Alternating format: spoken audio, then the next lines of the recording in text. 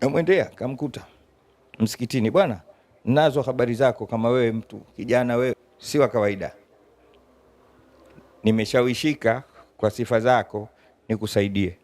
Niambie nikusaidie nini?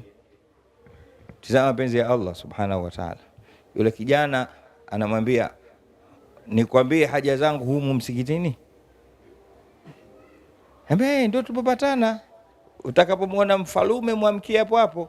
Akaambia, ila hilo, ndani ya nyumba ya Mwenyezi Mungu naona haya kumwambia haja zangu wasiokuwa Mungu. Tumswalie Mtume Muhammad. Humu kweli nina matatizo na shida, lakini wewe nikwambie shida zangu humu msikitini?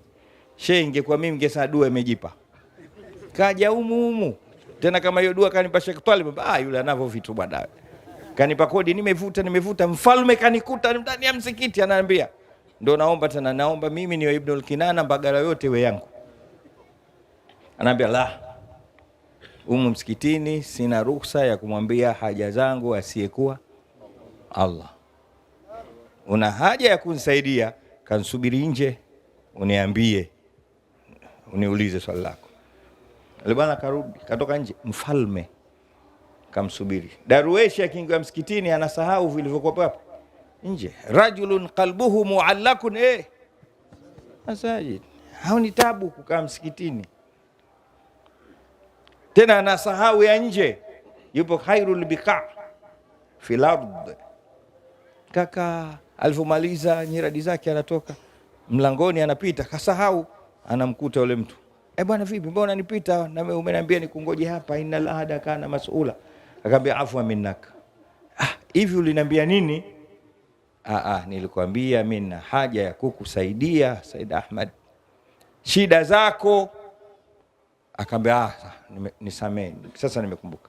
Bwana, mimi nina shida aina mbili, nina shida za kilimwengu na shida za kiakhera. Wewe una uwezo katika hizi wa kunisaidia shida zipi? Akaambia, wewe si unajua mimi mwanasiasa bwana, mwanasiasa kusaidia watu mambo ya kidunia, miundo mbinu, kutia pesa, siji afya zao, kuwapa siji ile kadi ya maradhi na nini. Akaambia, bwana, kama mambo yenyewe unataka kunisaidia dunia, huyo mwenye dunia mimi simuombi dunia yake, nitakuomba wewe.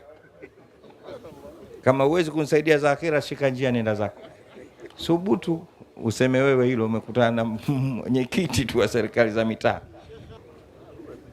Waislamu, twendeni tukampende Mungu kwanza, tukajitizame kwanza.